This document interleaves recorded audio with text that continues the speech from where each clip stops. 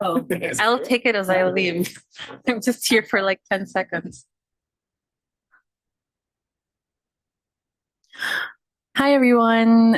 While we wait for the others to settle down and find their seats, and also let others find the venue, I just want to welcome everybody to the Breakout Session 3, Empowering Mobility, Unlocking Opportunities for Women in Transport. My name is Keisha Mayuga, and I work for the Transformative Urban Mobility Initiative as a transport policy advisor. And I'm happy to welcome everybody to this session on not just gender, but also seeing opportunities for women to be part of the sector. So as we start, I want to introduce first Alana Dave, who is the Director of Urban Transport for the International Transport Workers Federation, who will tell us a little bit about what is happening now in the transport sector with workers and women. So Alana, if you could please come up to the stage and let's give her a round of applause.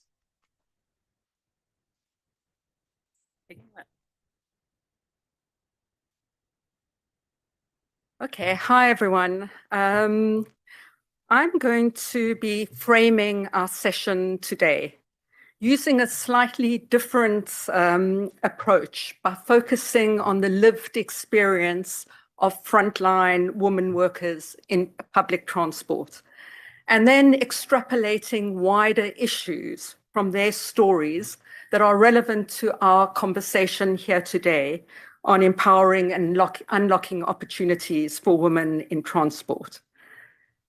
The stories that I'm reflecting on come from a joint project with GIZ, in particular Women Mobilize Women, who have organized the session today.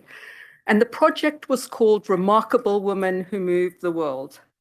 The slides that you're going to be seeing as I'm talking are of some of the women who participated in telling their stories from Brazil, from Uganda, from India, and Indonesia.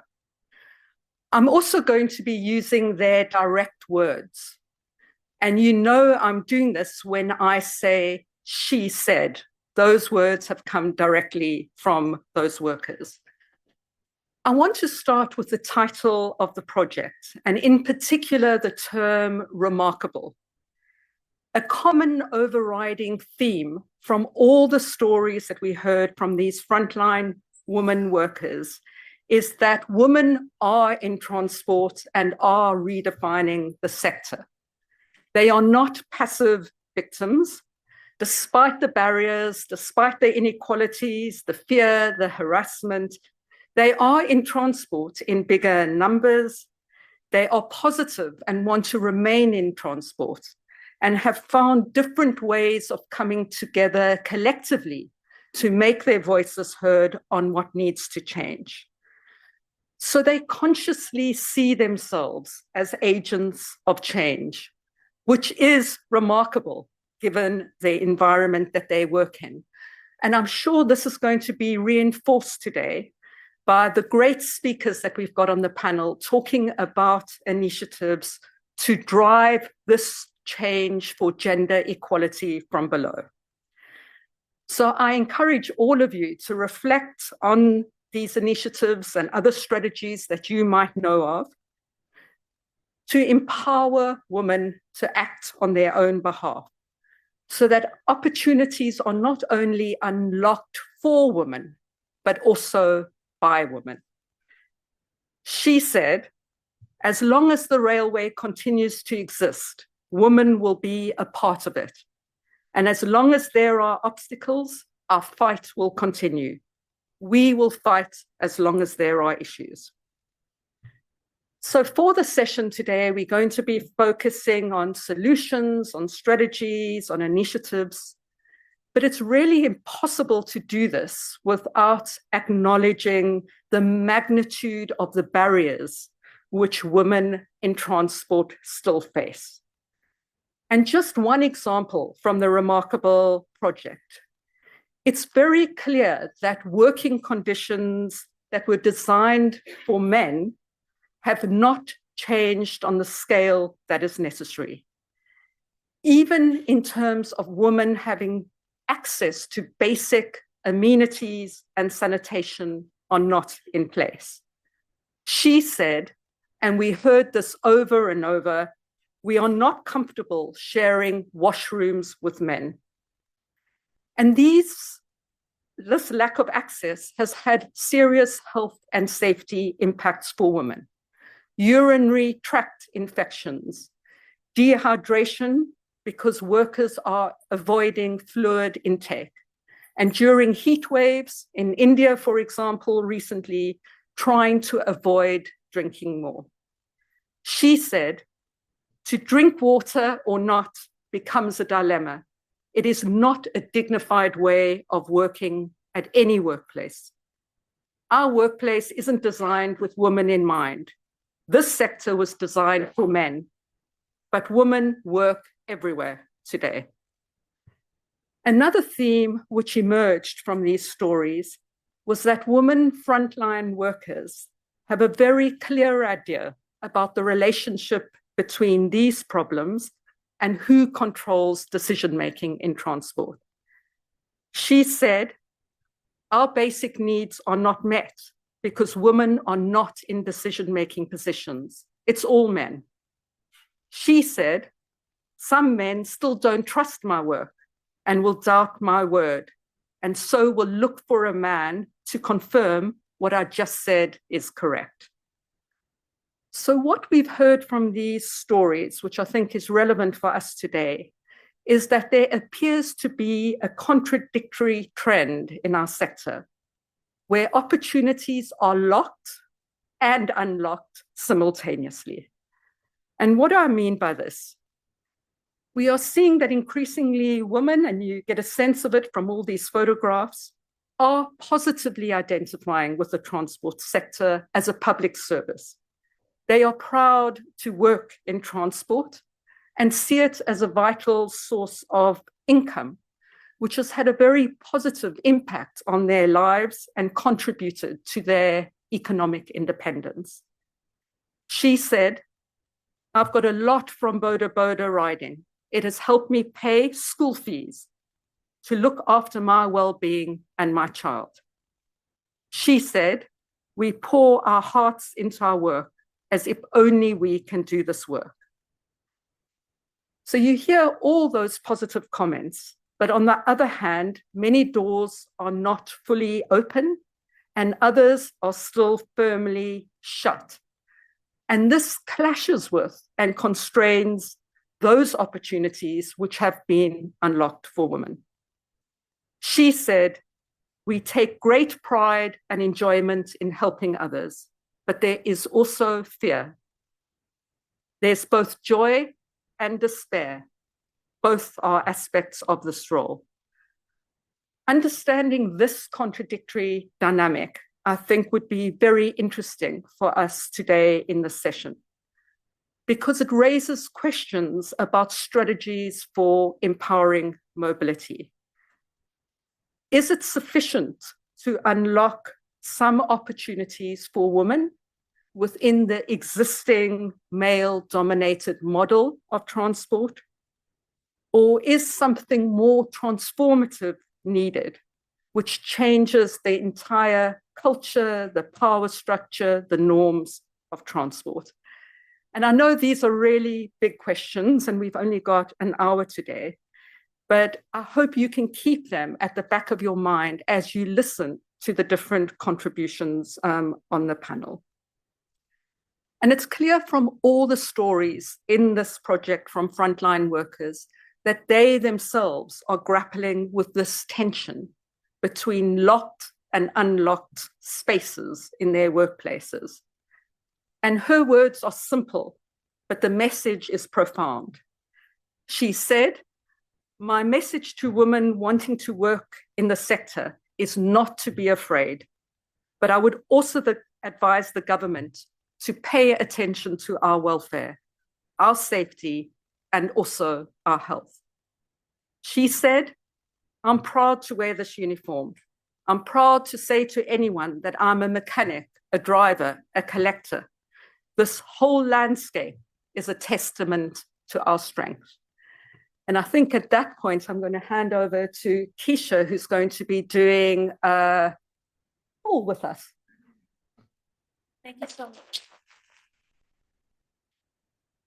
Thank you so much, Alana. I think that was a very powerful opening also to frame where we're at and what we're going to discuss in the next 50 minutes. So as she said, I want to invite everybody to a poll. Did you know facts and figures about the status of women in the transport sector? So it's going to be a little bit of a quiz, and I invite everybody to take out their smartphones. And also for you all online, you can participate. Scan this QR code to join, and you should be able to check it out. So let's see. Yeah. So we'll be able to see there's 25 people, 26. Okay, take note. Okay, and also those online, you can also react and you'll see your reaction there. I guess there are 4 laugh reacts at the moment. And you can also enter already your name. So you should be seeing it on your smartphones or on your device. For those online, you can also join on the link above. There we can see you don't have to use your real name, but if you're competitive, you can use your real name. Yeah, okay. 60 people with us today. 61. Okay, 45 players ready. Let's give a little bit of time. Okay, wow, over 50 players. Yeah, you can, I know it's taking a while to choose the icon and your name. Okay, but I will give maybe 10 more seconds for you to choose your icon and name. Okay. Okay, I think that looks about right. So now I'm going to start, and take note, all of these questions, you get higher points if you answer quicker. So let's go to the first question. Question 1 of 7, you should see it on your phone. What is the share of women employed in transport and storage sector globally? So we have 6%, 12%, and 22%. And now you have 20 seconds left to answer. Yeah, you can check out if you're on your smartphone or on your laptop at home. 10 seconds. Yeah, some sad reacts there. Understandable. 3, 2, 1, and the answer is 12%. So maybe a little lower than some people guessed, but I'm happy that majority actually got that right. So let's see who's in the lead. Ian is in the lead. Now you can see the scores. Yeah, Steve second, Ju in the third, Tracy fourth, and Jens is in the fourth also. So let's go to the next one. Remember, faster answers. What is the transport subsector with the highest share of women employed globally? So we have land transport, water transport, air transport, and warehousing and other support activities. You have around 15 seconds left. So now people are a little bit competitive, huh? So just to let you know, we have 7 questions here. So you still have some chances to get a higher score. Time's up, and the answer is air transport. So not a lot of people know that, but it's, yeah, air transport. So congratulations to the 22 who got that right. And now we have Joe, leading the way with Imran and Malin trailing behind. Don't worry, we have a few more questions. Question 3.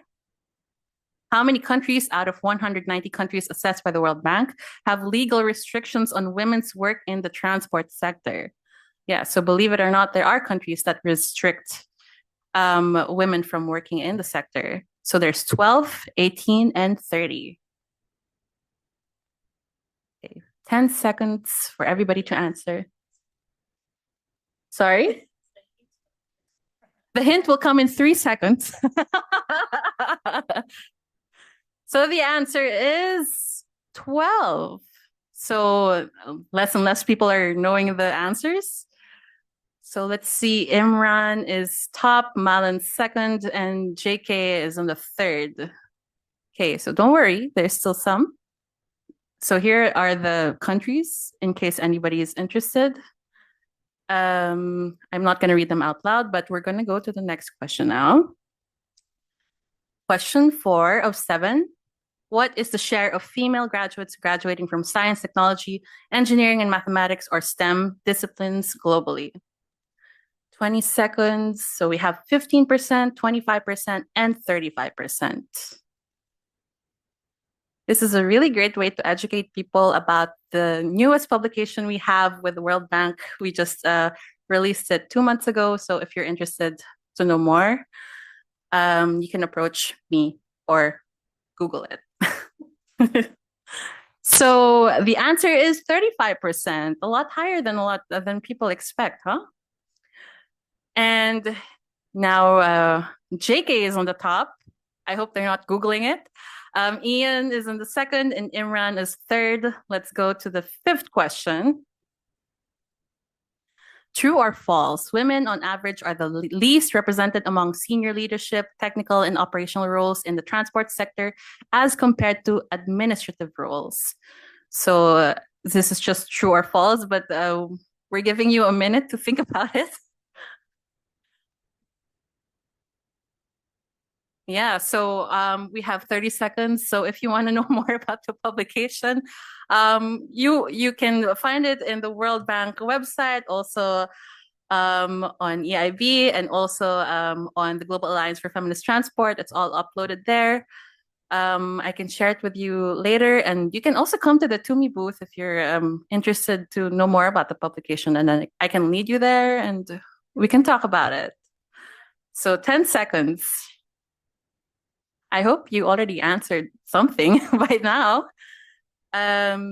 3, 2, 1, and the answer is true.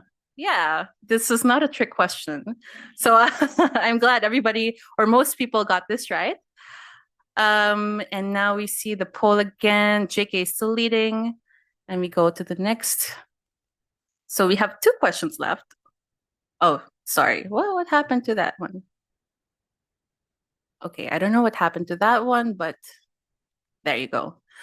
Quiz question 6 of 7. What percentage of women worldwide reported being fondled or groped in public spaces, according to a study conducted by Cornell University between 2012 and 2014 across 22 countries, including Argentina, the USA, Canada, the UK, Germany, India, and Nepal?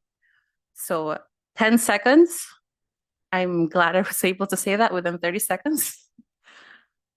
20%, 30%, 50%, and 80%. And the answer is 50%.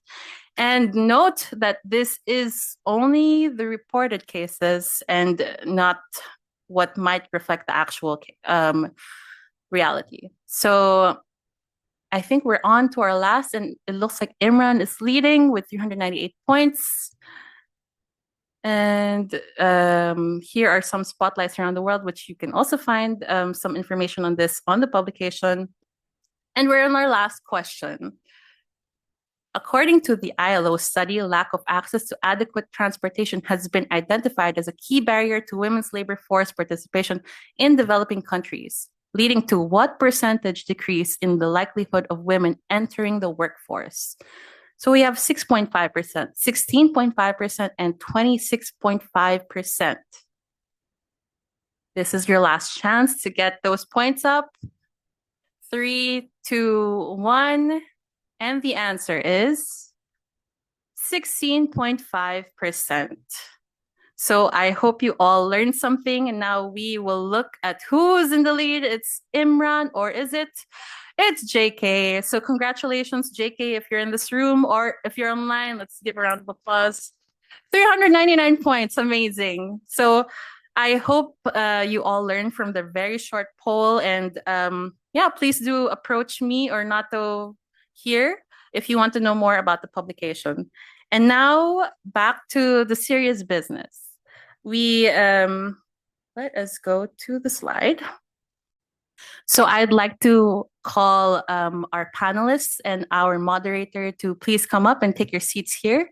So this session will be moderated by Sasank Bemuri, the head of Secretariat of Mobilize Your City. Take it away, Sasank. Thank you very much, Keisha, and thank you everybody for joining us here and online. And Alana, really thank you for the very touching, moving session. We're going to try to address some of those things that you mentioned, and maybe talk about how we can unlock a few more of those doors with our panelists. I'd welcome you all just to join me on stage now, and then we can introduce you. Thank you for the online audience. I have a big voice. I thought maybe it would be enough if I talked. Thank you very much. So we have three remarkable women from three different geographies around the world to talk about how we can sort of improve the situation as doors are opening, to see how we can keep them open and have more doors open. And I'd like to start with Ina Hanovich. Yeah, thank you. So she's the project manager for the Ministry of Development and Communities and Territories in the Ukraine. And so just to start us off, I wanted to ask, what policies and initiatives has the ministry in Ukraine implemented to recruit and train women truck drivers and bus drivers? Yeah, thank you so much for this question. And I would love to ask about to put the presentation maybe on the screen. Thank you so much. So, you all know that Ukraine now is in a really difficult conditions. And these conditions also made us to think about the initiatives, how to overcome all the deficit in the professionals that are existing in the sector right now, because a lot of men there are serving in the armed forces. And this is the real problem, especially for the businesses, because now the logistics, transportation is one of the greatest economy sectors, and they influence a lot due to the mobilization processes and the armed actions in Ukraine. So, and you can see the women. A year ago, the ministry have designed an idea how to involve more women to the sector of transportation, because these professions are more male-dominated historically, and but we understand that we have to think how to overcome this and have to involve more women here. You see these pictures; they are not from they are not generated by the artificial intelligence. They are all the real people here. This is the group from the Kiev region. This is our participants that have been trained by truck drivers. And I'd like to next slide. Here you see a woman, her name is Vera, near the red track. She was a head of a village council before, and now she's driving a truck with one of the largest Ukrainian food companies, and her salary is like double increased since he left her previous job. And these initiatives, they become the great opportunity for those women to realize themselves, because a lot of them are in different economic conditions, in different social statuses, but we gave the equal opportunity for them to apply for this project. And when we announced this initiative on the website of the ministry, we received more than 1,000 of applicants from 4 regions of Ukraine just in 2 weeks. But we had only 120 places available for this project. So as you understand, this concourse was great, and we tried to find the most motivated women for this initiative. And maybe the next slide.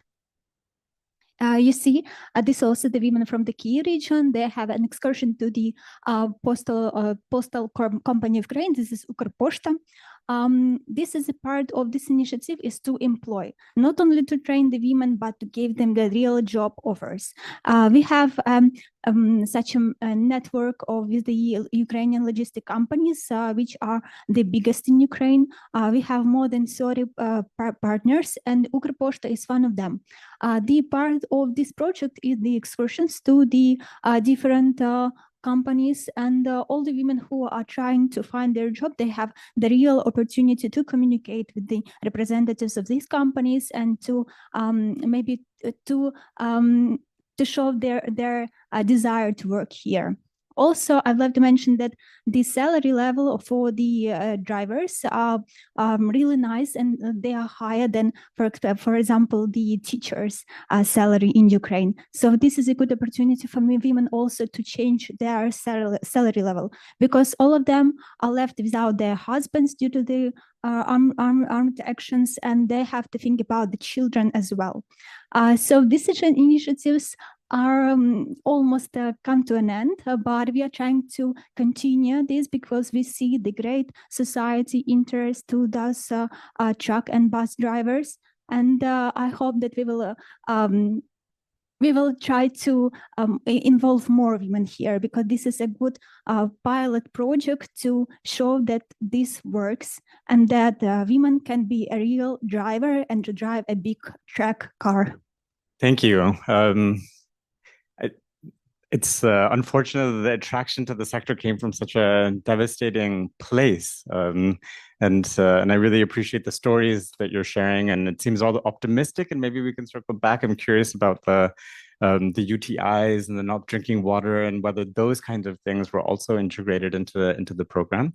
But maybe I'll come back to you. But now I'll move on to Ana Jaime, the president of the Institute of Research on Urban Planning in Curitiba, Brazil. And we are in a moment where international partnerships and multilateralism is being questioned. And I wanted to ask you a little bit about how partnering with international organizations have helped encourage more women in the transport sector.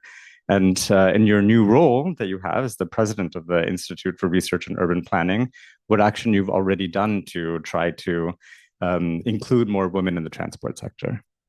Okay, thanks, Sang. Good afternoon, everyone. It's a pleasure to be here to share some thoughts about this team. So about the partnerships. Partnerships with international organizations have played a crucial role in Curitiba's journey toward mobility decarbonizations, particularly in deploying electric buses in the city, and especially in my own journey for this team. When I first started advocating for mobility decarbonization and electric buses, many people thought it was just a dream. It's impossible.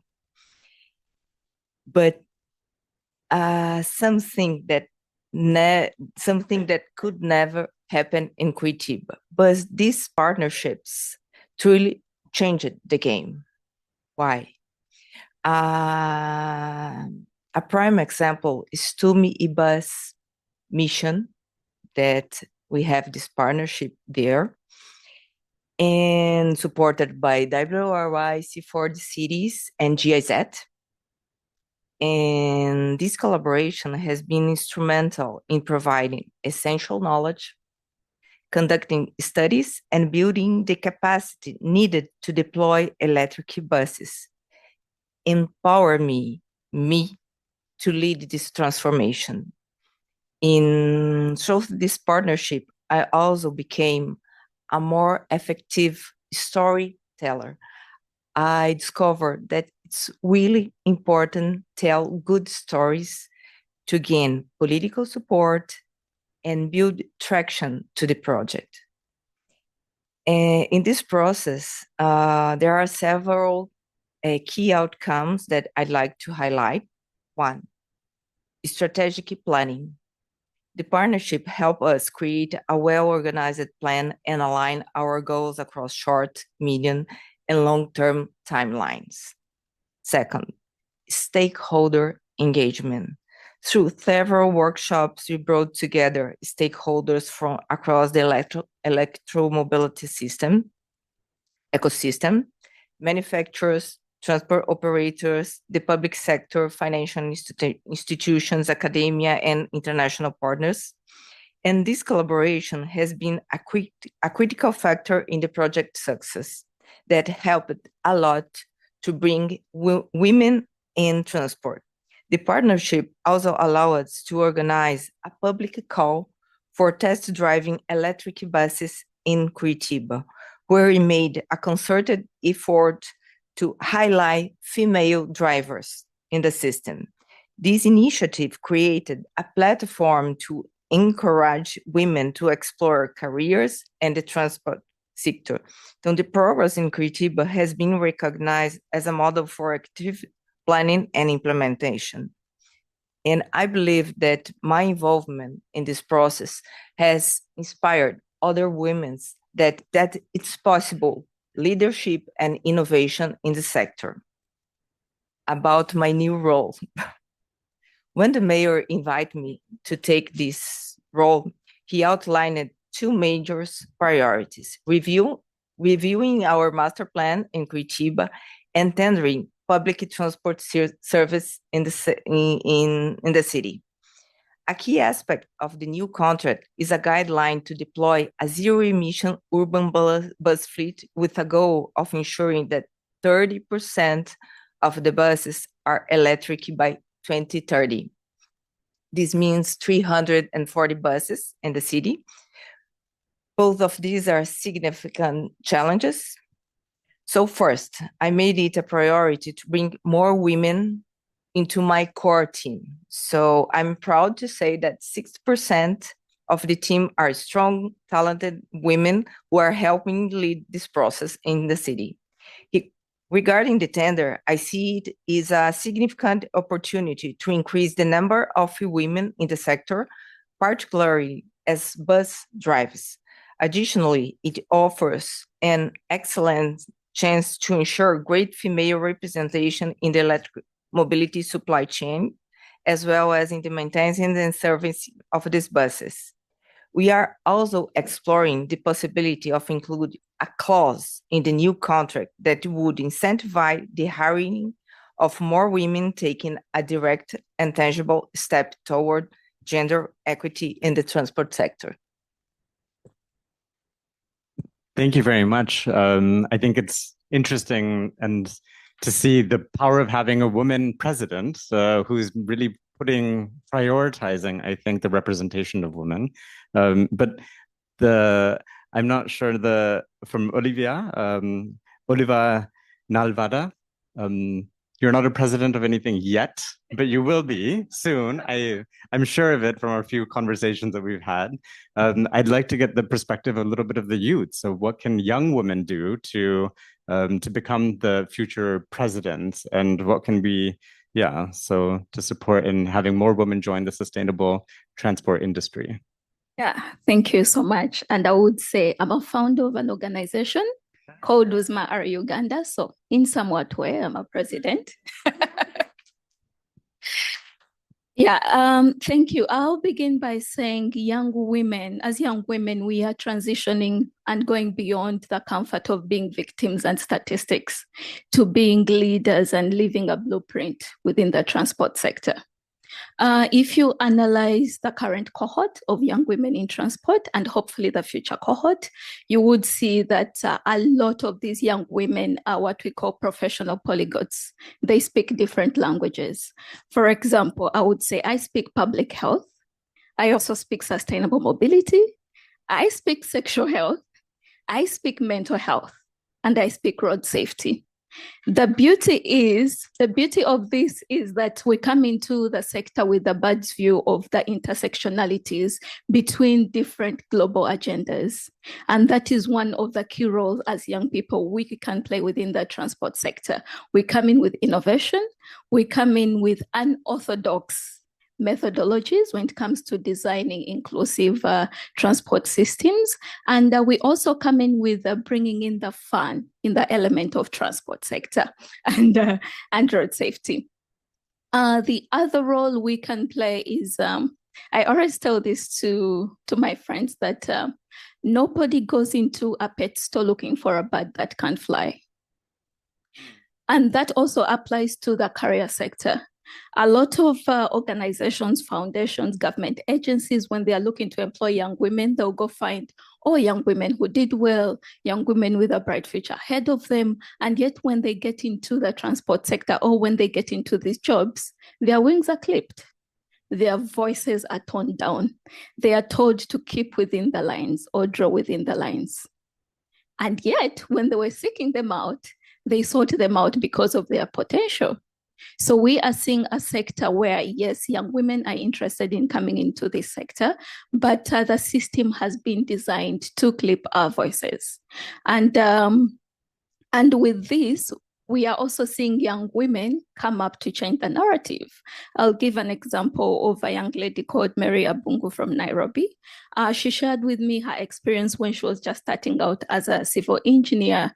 She had a lot of trouble. She was in a room of more than 10 gentlemen, and there were only 2 female staff. So even though she could speak up, it was hard for her voice to go beyond the table. We all know the transport sector is one of the most male-dominated sectors. So as young women, as we come into the sector, we are already coming into an imbalance. And young girls like Mary Abungo, who have gone ahead to realize this injustice, form organizations that are mentoring young people into the STEM sector and also encouraging them to become leaders in their own right. They are trying to upset this imbalance, and slowly by slowly we are seeing young girls in Africa, especially East Africa where I come from, starting to pick interest in the transport sector, starting to seek leadership positions both in government, in the CSO, but also into their respective communities where they come from. So I would say that is another role we can play, mentoring other young people, giving them hope, and also helping them realize that the transport sector is a choice in terms of career. It is a good choice that they can make, and they have a support system if they choose to come into that sector. Aside that, I also think as young people, the other role we can play is mobilizing political capital. When we are talking about transport and what can be done, we mainly go into the financial capital, or if we had the money, then all this would be possible. But even if we had all the money in the world, still there would be a lack or a gap somewhere. However, if we begin with the political capital, and by this I mean bringing the voices in terms of government stakeholders in the room, sharing with them our concerns as young women, and by young women in transport, I looked at it in 3 lenses. Young women as users, young women as staff or employees or employers within and the economic opportunities within the transport sector, and also young women as leaders within the transport sector. So in whatever way you look at it, young women, we can play a role both by highlighting the possibilities, the gaps, and making sure that we are getting the necessary commitments from political leaders. And these commitments not only go into what they tell us in rooms, but also into the actions, and us playing a follow-up role and making sure that they fulfill these commitments that they are making. Yes. Thank you. Thank you very much. I think you spoke a lot to that contradictory dynamics that Alana spoke to in the beginning. Young women are not victims. And as you said, there were 1,000 applications for 160 spaces. Women want to enter the sector. It's been able to pay their children's school fees and double their incomes. And we hear all of these positive stories that can come from a greater entry. But the opportunities there's still barriers, no? And it feels like the barriers are the limited representation. To be only 2 of 10 women at the table must be difficult, no? And mentoring is a great idea, but that's on top of your existing job. And, what I'm hearing a lot is sort of, it's great, and there's an energy and an interest, but it always requires more work, additional work, more emotional energy. I'm wondering if any of you there's the physical issues of ensuring there's bathrooms, but then there's also like the emotional, psychological work of taking up space in a place where there's not so much space. And I'm wondering how you're all sort of dealing with those type of challenges. Anyone who wants to start and take it? Okay. Yeah. As I have mentioned, the conditions is one of the problem because, for example, we do not have safe parking slots for women when they are on the truck, for example, and we do not have the showers, the restrooms, and so on. And we made an analysis of the municipal enterprises of like a bus and trolley buses, and this is absolutely another world. They in a much worse conditions than, for example, a private business, a private sector. And these enterprises, we were here with a visit. We made for them gender training for these all the purposes. And what we heard from the head of such organization is that women are not drivers, and this is not the job for women, and they have other special things with children, with a home routine, and so on. But I understand that now there is no time to think about this because country is in difficulties, and women are must to be in this sector, and this is such difficult conditions for us to work with because we understand that those women who will come here to work with these municipal enterprises, they will meet all these gender maybe problems and some perception from the colleagues right on this place. And our work is also to work with this mental, psychological, and perception of the women as drivers, especially in municipalities. So yeah.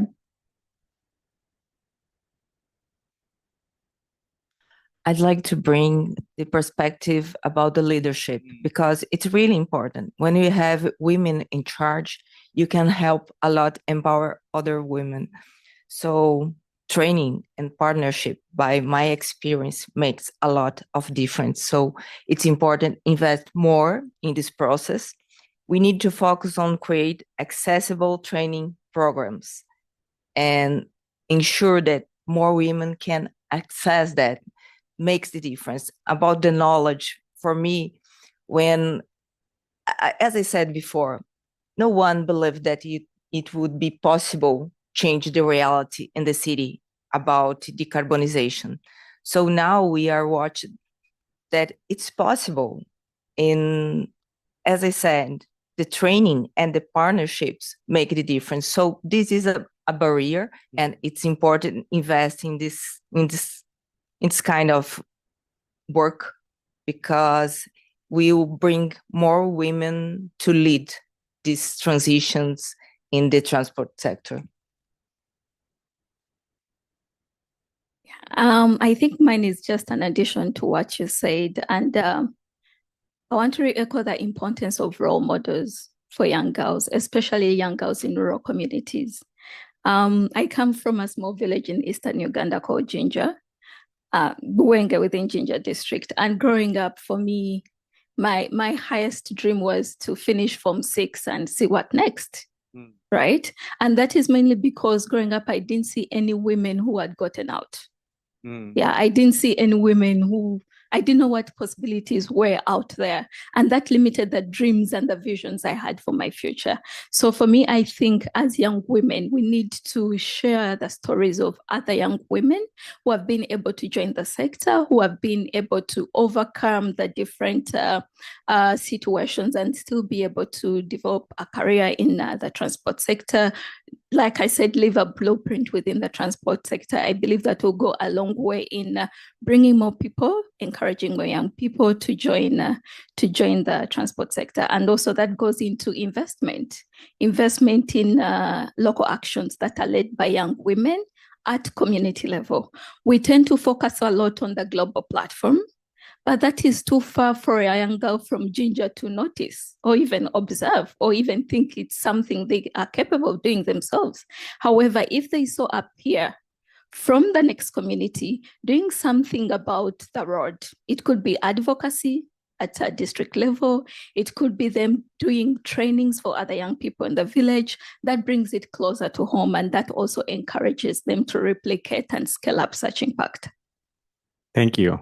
Anna talked a little bit about how it was important to have or useful to have international organizations supporting this work. And you and I talked yesterday about the USAID's work ending in Uganda, but there feels like it's still possible. No, can you tell me a little bit about how can Ugandans, let the future youth in Ginger know what's possible? What does the support look like without international organizations, or what is that kind of new future? Yeah, there are cost-effective solutions that we can still look into.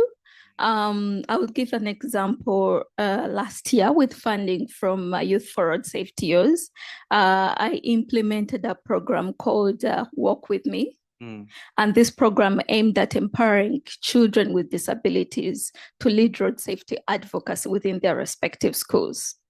So all we developed was a training manual, made it inclusive and accessible in Braille and audio. And then these young people were able to take this on at no extra cost. They were talking to their fellow peers. How do you stay safe on the road? How do you engage stakeholders to advocate for stuff on the road? And this led into the district. So at first, when we engaged the district, they didn't believe that children with disabilities can gather a meeting and talk to them about road safety, right? So as the program went on, they got to hear about the learners, how they're moving from one school to another, talking about road safety. Learners, some had hearing impairment, some had visual impairment. And then the district called us and they told us, oh, we are thinking of improving there is a road that goes from Tororo to Mbale. We are thinking of improving the Tororo-Mbale corridor. Can your young people come and tell us what they wish to have in terms of safety on this road? And we were able to have a meeting with the district stakeholders. Together with the learners, we went and did hotspot mapping. We showed them where the dangerous spots are for learners. And without any extra cost on our side, the government now committed to doing the environmental modifications in those particular hotspots. So identifying existing opportunities with government, that is very crucial. And in all the work we do, of course, we need the government. Like it or not, at the end of the day, they are the decision makers when it comes to what's possible, what is done and what is not done. So engaging them in that way opened the door for us to get the improvements and modifications we needed in a cost-effective manner from our side. Yeah. Thank you. Thank you very much. So one final question from me, and then we can open it up to audience questions as well, is you're talking about decision makers, and we're in the World Bank building in Washington, D.C., and one of the centers of world power. And I think this is a critical and interesting moment for all of the issues that I think we hold dear. If there was one kind of call to action or a compelling demand, let's say, that you have, what would that be?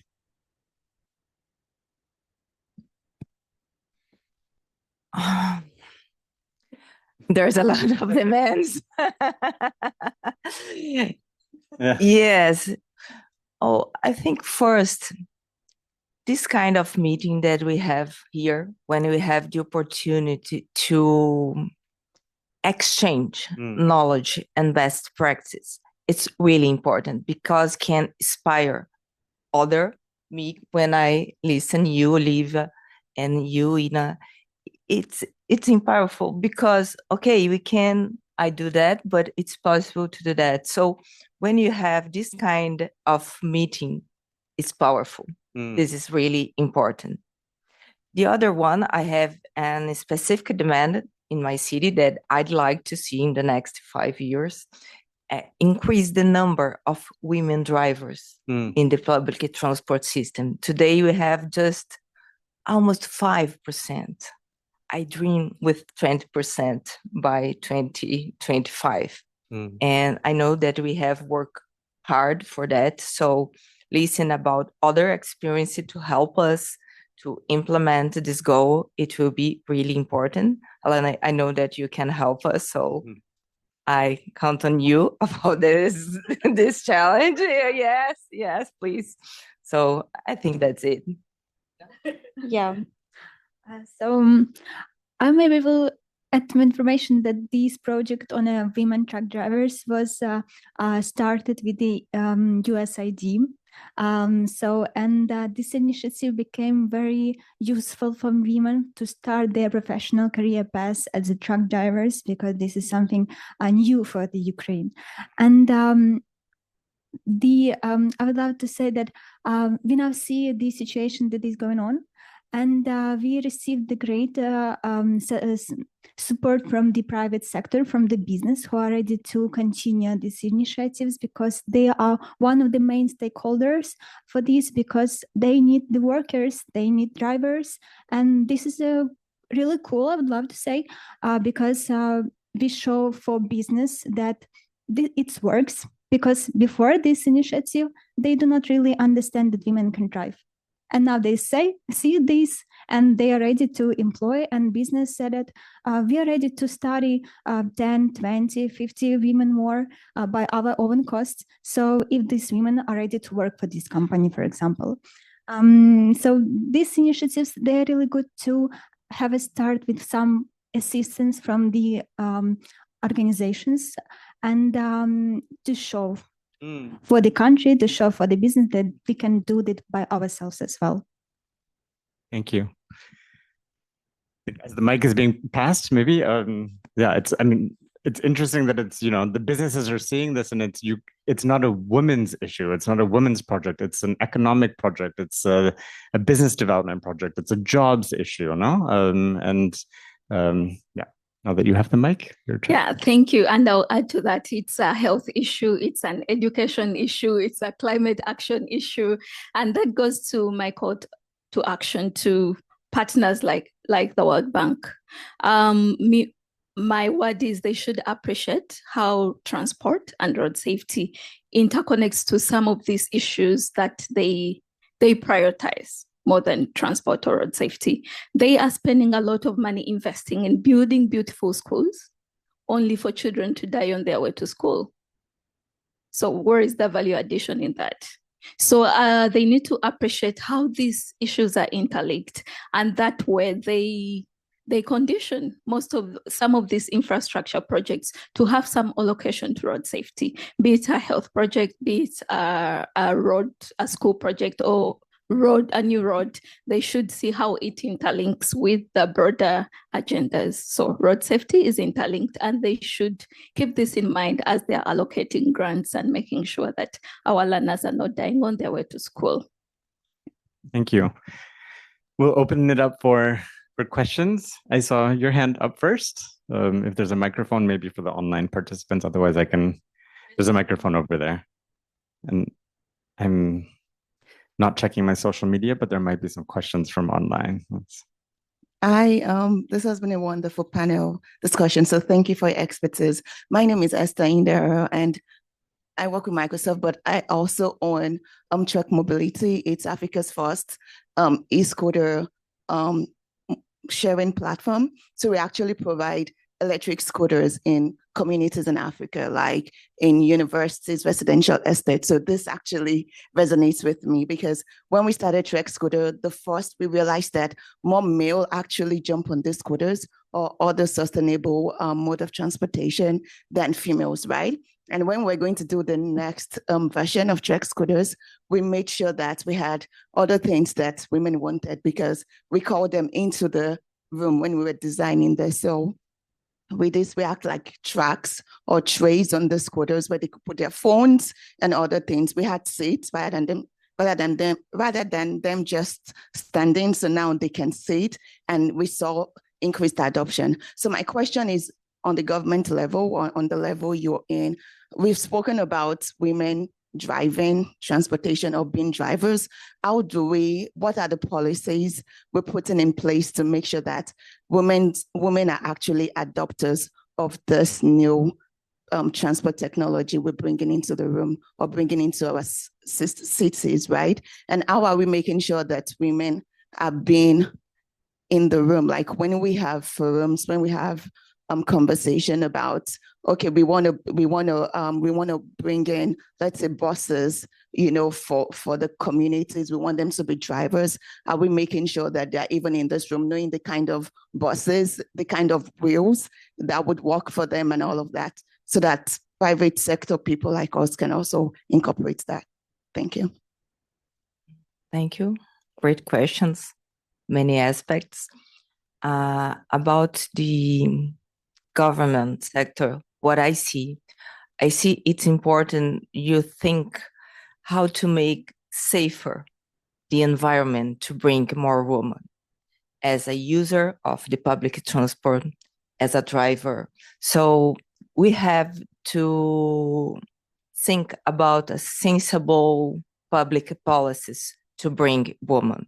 And each project is always an opportunity to try new approaches to bring women. And we have to work in partnership. Here, everyone here, this spirit of collaboration, it's real important. We have to have empathy to listen what you as the private sector can offer. So I have to work about public policy. So what I have to improve, what the kind of dial you have to me in this policy to bring this woman. And when we have women in charge, in the leadership, we have to use this power to listen more and to build this collaborative approach to make the transition and promote the change that we consider really important.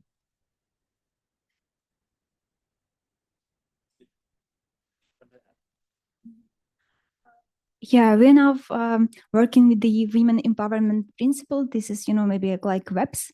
We are trying to integrate these principles, especially in the public sector, for women working for the municipalities, for example.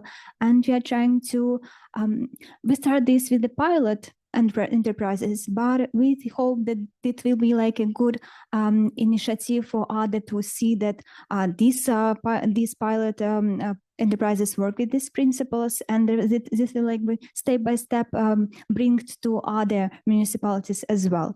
And I understand that this is like a really small steps, but I think it's better to start with, and then we will see what can we do to spread this around the whole country. Thank you. We have 3 minutes left. I'm so sorry, but we can take one last question. And I also wanted to say there's a coffee break afterwards. And we have a Tumi stand where the stands are, and we'd welcome you to join us there to continue the conversation. We know this is never enough time, but maybe last question. Sorry, then I'll direct my question to Ina. Yeah, Ina, one, I want to say, Ukraine finds itself in an unfortunate situation after the invasion. But then your presentation, I find it very interesting. Though the situation is different, but then it's also similar to other countries. I come from Kenya, and I've seen the same happen to Rwanda, same happen to South Sudan, Afghanistan, even the US, that after conflict or war, there's this enhanced participation of women, you see. But then sometimes after a period of time, it's no longer sustainable. You see, the women then maybe occupy certain grades, but then don't get to leadership. And then also sometimes some of these are taken up during conflicts and war, but then later on the policies are dropped.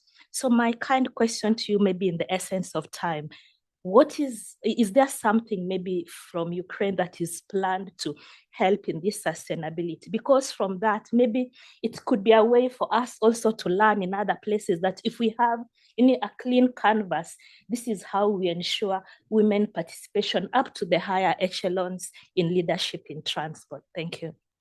Thank you. This is a really good question. What we have now thinking about is that we're trying to do that with our pilot initiative on truck drivers. We are studying these women not only to truck, but we have different additional courses for them. And one of them is about how to become an entrepreneur, how to start their own business in the sphere of logistics. And we are trying to study those women to be leaders as well. And some of them are trying to not to come to the logistic company, but to become a business lady in the sector of logistics, maybe to start only with the driving the truck, track, but then it is possible for them to have more tracks and to involve more people here, maybe to create some women logistics company and so on. So this is the question we are working with, and we try to do this through the business initiatives, because in Ukraine we do not have such maybe obstacles for women to try to work and so on. So the society is rather open for these initiatives, because we have a lot of leader women in the government. For example, the Minister of Economy, the Minister of Justice, they all are women, but the transport sector is different. But we emphasize and we put these initiatives to business, to those women as business leaders. Okay. Thank you very much. So in our last 30 seconds, I would just really like to thank Alana, Ina, Anna, and Oliva, really for having such nice matching names, but also really for your stories and for your courage and for your work and for your empathy, and for creating a space like that in a forum like this. I think is really powerful. And maybe one of my calls to action would be to have this more on the main stage than somewhere really far away. So thank you all so much, and Keisha as well.